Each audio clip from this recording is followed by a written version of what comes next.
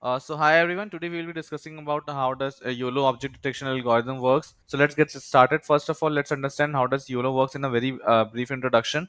So basically, YOLO stands for you look only once. Eventually, it is based on that an image is passed just once to the network, and it is still able to detect all the objects present in the image. Hence, it got its name YOLO. You look only once. So let's understand how does it works.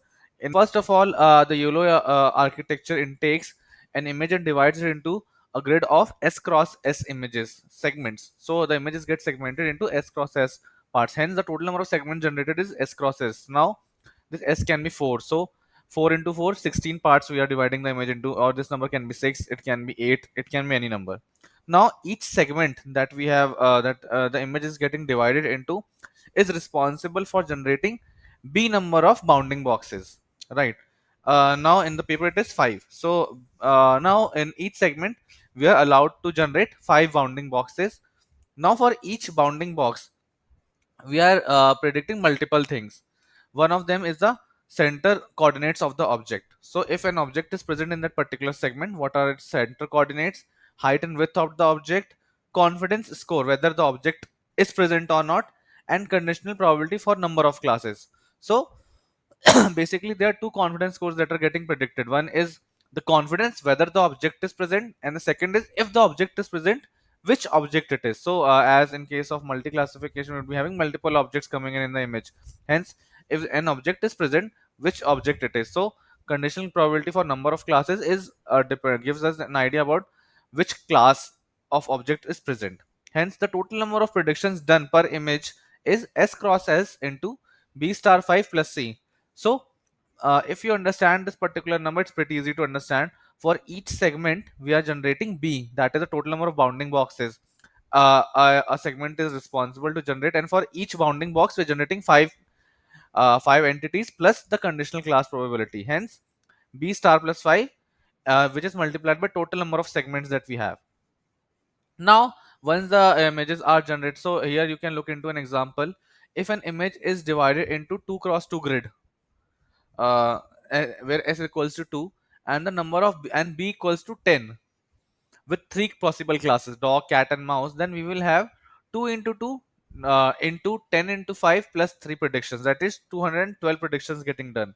So you must have got it now. For each bounding box that a segment is generating, we are predicting 5 things plus conditional probability for the total number of classes present.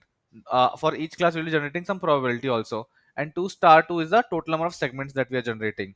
Now, once the objects are generated, now as you can imagine, if B is very high, we can have many objects coming in the particular image. So we would wish to have some thresholds to reject some of them. So one of the thresholds that is getting used is IOU threshold, that is intersection over union threshold.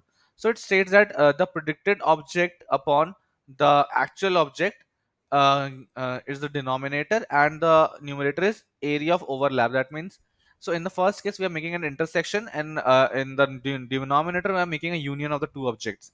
Hence IU is calculated in this way. So eventually, in case of the prediction that we are having, confidence score is the IOU score that the model is predicting. So there is a particular threshold that we need to set up for this IOU threshold. So you must be thinking that when we will be testing out, we won't be having the actual prediction. So how IOU is getting calculated?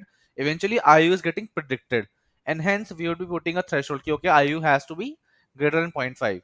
So this IOU things becomes very evident when we are talking in terms of the training data set, so that we have the ground truth data set as well. But in case of testing, we don't have that. So IU is the confidence score that is getting predicted, and other is a confidence threshold that we are predicting. So confidence threshold is nothing but confidence score that we are predicting into the conditional class probability for that particular class for which the object is getting predicted. So we would be having two thresholds, IU threshold and confidence threshold. Confidence threshold is a multiplication of IOU threshold into the conditional class probability that we are calculating here.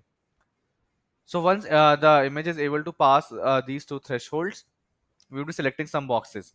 Now, let's summarize the whole thing. What we are doing in YOLO, we first of all are dividing the image into S cross S grid number of segments. Then we are detecting bounding boxes.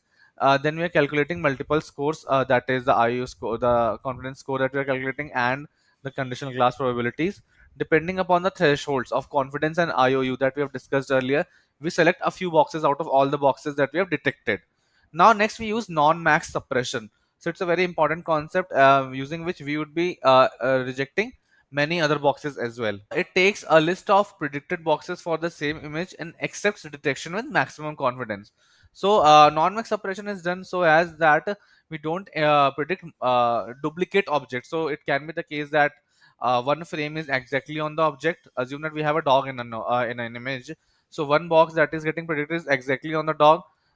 There is a second box that is getting predicted is slightly shifted towards right. There is a third box that is predicted that is slightly shifted towards the right. So eventually it covers, still covers dog, but they're same blocks indicating toward the same object. Hence non-max suppression is done so as to remove all these redundant boxes.